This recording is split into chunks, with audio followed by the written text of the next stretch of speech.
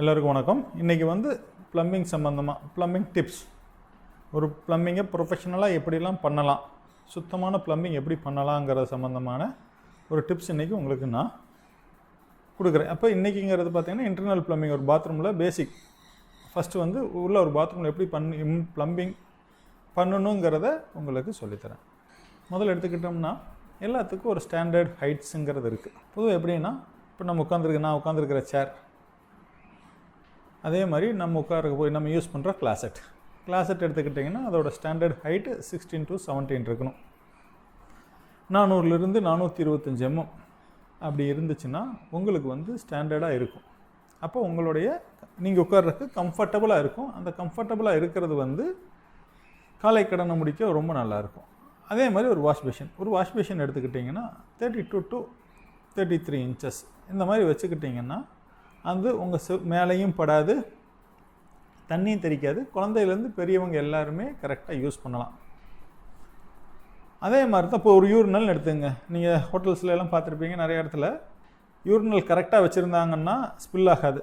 அதோட height 2 feet தான், 600 mm தான் இருக்கணும். மேலே போனால் ஏறினு அடிக்கிற மாதிரி நம்ம ஒரு ஃபீல் இருக்கும். சில இடத்துல தப்பாக வச்சுருப்பாங்க, அதை நிறைய எல்லாருமே உணர்ந்துருப்பீங்க. அதே மாதிரி தான் ஒரு கிளாஸெட்டும் பார்த்தீங்கன்னா ஒரு ஹோட்டலில் போனீங்கன்னா கொஞ்சம் உங்களுக்கு அன்கம்ஃபர்டபுளாக இருக்கும், பார்த்துருந்தீங்கன்னா சரியாக வைக்கலைன்னா. அது மாதிரி தான் எல்லாமே. அது எங்கேருந்து நம்ம எடுக்கிறோம் அப்படி. அப்போ எல்லாத்துக்கும் ஸ்டாண்டர்ட். இப்போ எக்ஸாம்பிள் ஒரு டவல் ராடு, வாஷ் பேஷனுக்கு பக்கத்தில் ஒரு டவல் ராடு பண்ணுறோம், ஒரு சோப் டிஷ் வைக்கிறோம். இப்போ சோப் டிஷ்ஷோட கான்செப்ட் என்ன? பீரோ எடுக்கிற மாதிரி குனியாமல் அப்படியே எடுக்கிற மாதிரி. அந்த மாதிரியான கான்செப்ட்டுக்கு ஸ்டாண்டர்ட் ஹைட்ஸ் இருக்குது. நம்ம அதை ஃபாலோ பண்ணணும். அந்த ஸ்டாண்டர்ட் ஹைட்ஸ் ஒவ்வொரு ப்ராடக்ட் வாங்குறீங்கன்னா அந்த ப்ராடக்ட்லேயே இருக்கும். நீங்கள் அது என்ன ப்ராடக்ட் வேணாலும் வாங்கலாம். அதோட ப்ராடக்ட் கேட்லாகில் பார்த்தீங்கன்னா அதோட ஹைட்ஸ், இப்போ ஒரு கப்ரிட் கன்சில் டேங்க் வாங்குறீங்க, இல்லை ஒரு கிளாசெட் வால் மவுண்டட் வாங்க, அதுலேயே பார்த்தீங்கன்னா அதோட ஸ்டாண்டர்ட் ஹைட்ஸை எல்லாம் கொடுத்துருப்பாங்க. அதை நீங்கள் ஃபாலோ பண்ணுனா போதும். இல்லை அப்படின்னம்னா கூகுளில் போனீங்கன்னா ஒரு பாத்ரூமுக்கு தேவையானது கிடைக்கும். இல்லை ஒரு கன்சல்டண்ட்டை நீங்கள் வாங்கினாலும் சரி, எது இருந்தாலும் அந்த ஸ்டாண்டர்ட் ஹைட்டை வச்சு ஒரு மார்க் பண்ணி காமிச்சிட்டு அப்புறம் ஆரம்பிக்கிறது இட்ஸ் குட். அதில் நிறைய வித்தியாசங்கள் வரக்கு வாய்ப்பு இருக்குது. எக்ஸாம்பிள், நம்ம ரெகுலர் ஷவர்னு வச்சுங்க. நான் இப்போ வச்சுருக்கிறது பார்த்தீங்கன்னா ஒரு ரெகுலர் ஷவர். இந்த ரெகுலர் ஷவர் பார்த்தீங்கன்னா 3 அடி ஹைட் காமிச்சிருக்கிறாங்க. ஒரு வால் மிக்சராக இருந்துச்சுன்னா ஒரு 3 அடி ஹைட் அதோட கண்ட்ரோல். அதே நீங்கள் மல்டி ஃப்ளோ டைவர்ட்டர் இல்லை டைவர்ட்டர் போனீங்கன்னா 42 inches இல்லை 48 inches இருக்கும். இதில் பாருங்கள், ரெண்டாவது ஐட்டம் ரெகுலர் டைவர்ட்டரு, மூணாவது ஐட்டம் பார்த்தீங்கன்னா மல்டி ஃப்ளோ டைவர்ட்டர்ஸ். அந்த மாதிரி இருக்கிறப்ப டிபெண்ட் ஆஃப் தட் என்ன ப்ராடக்ட் நீங்கள் வாங்குறீங்களோ அதோட கேட்லாக் வச்சுட்டு அதை வச்சு நீங்கள் உங்கள் மார்க்கிங்கை பண்ணணும். இப்போ இது ஒரு கம்பெனியோட ப்ராடக்ட். இது ஒரு மல்டிஃப்ளோ டைவர்ட்டர். இந்த மல்டிஃப்ளோ டைவர்ட்டர் பார்த்தீங்கன்னா எவ்வளோ கொடுத்துருக்குறாங்கன்னா கீழேருந்து 1200 mm இதோட ஹைட் கொடுத்துருக்குறாங்க. அப்போ இதோட ஹைட் 1200னா 4 feet கொடுத்துருக்குறாங்க. அப்போ பார்த்தீங்கன்னா அதுக்கு அடுத்தது பார்த்தீங்கன்னா ஒரு ஷோல்டர் ஷவர் கொடுத்துருக்குறாங்க. அந்த ஷோல்டர் ஷவர் பார்த்தீங்கன்னா 550 mm, ஆக மொத்தம் 1750 mm இந்த ஷோல்டர் ஷவர் இருக்கணும். ஷோல்டர் ஷவருங்கிறது என்னென்னா உடம்புக்கு மட்டும் குளிக்கிறது, தலைக்கு குளிக்காமல் உடம்புக்கு மட்டும் குளிக்கக்கூடியது தான் ஷோல்டர் ஷவர்னு சொல்லுவாங்க. இப்போ இதில் கொஞ்சம் மாற்றம் மேலேயோ கீழேயோ வச்சிங்கன்னா உங்களுக்கு கம்ஃபர்டபுளாக குளிக்க முடியாது. எக்ஸாம்பிள், இதோட ஹேண்ட் ஷவர் பாருங்கள், 1200 கொடுத்துருக்குறாங்க. இதோட ரேஞ்ச், இதோட ஒரு ஷவர், வால் ஷவர் பார்த்தீங்கன்னா 2050 கொடுத்துருக்குறாங்க.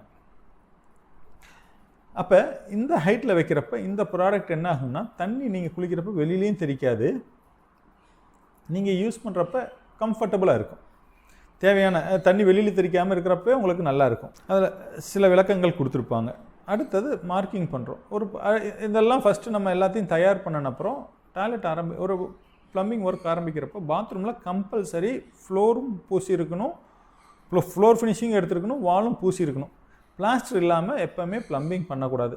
பிளாஸ்டர் பண்ணிவிட்டு இந்த மாதிரி டைல் லெவல், இந்த இடம் பார்த்தீங்கன்னா இந்த டைல் லெவலை வச்சுட்டு இந்த டைல் லெவல் மார்க் பண்ணிட்டு தான் நீங்கள் ப்ளம்பிங் ஒர்க்கை ஸ்டார்ட் பண்ணவே ஆரம்பிக்கணும்.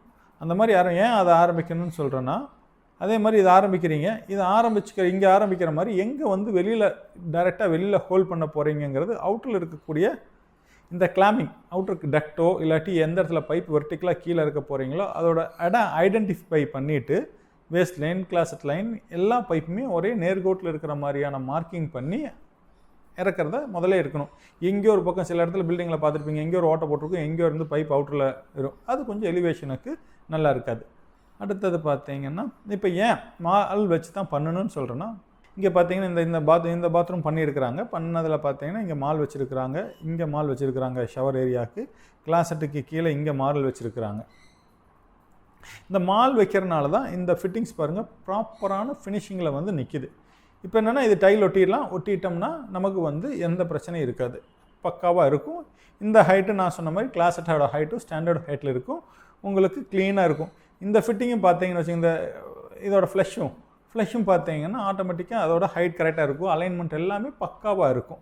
ஏன் இந்த இடத்துல இப்படி வருது, இந்த இடத்துல ரவுண்ட் காமிச்சிருக்கிறோம்னா, இந்த இடத்துல நீங்கள் வந்து பூசாமல் லெவல் எடுக்காமல் பண்ணிட்டீங்க, அப்போ பூச்சிக்கணம் எச்சாயிருச்சுன்னு வைங்க, நீங்கள் இந்த மாதிரி ஒரு எக்ஸ்டென்ஷன் நிப்பிள் யூஸ் பண்ணணும். இந்த மாதிரி எக்ஸ்டென்ஷன் நிப்பிள் யூஸ் பண்ணுறது, இந்த எக்ஸ்டென்ஷன் நிப்பிள் எப்போவுமே ஒரு ஸ்டாண்டர்ட் கம்பெனி மேனுஃபேக்சர் பண்ணாது. இப்போ நீங்கள் ஜாக்வாரோ இல்லை ஹேண்ட்ஸ் க்ரோ ஸ்டாண்டர்ட் கம்பெனிஸ் எதுவுமே இதை செல் பண்ணாது, மேனுஃபேக்சரும் பண்ணாது. ஏன்னா இது போடக்கூடாதுங்கிறது. ஏன்னா அவங்க கொடுக்குற டேப்புக்கு உண்டான த்ரெட் இது இருக்கும். ஏன்னா இது கட்டாருக்கு நிறையா சான்சஸ் இருக்குது.